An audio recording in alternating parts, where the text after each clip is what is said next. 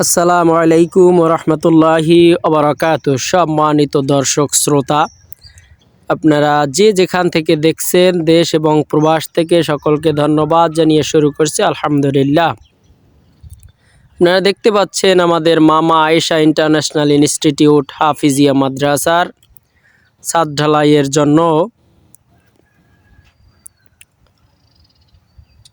ইট ভাঙার কাজ চলছে, খোয়া বানানো হচ্ছে আলহামদুলিল্লাহ।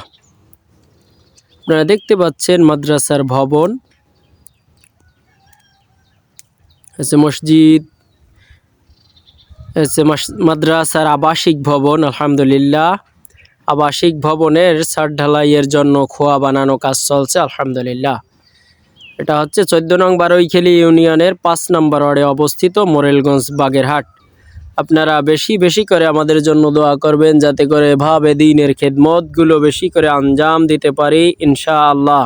আসসালামু আলাইকুম ওয়া রাহমাতুল্লাহ।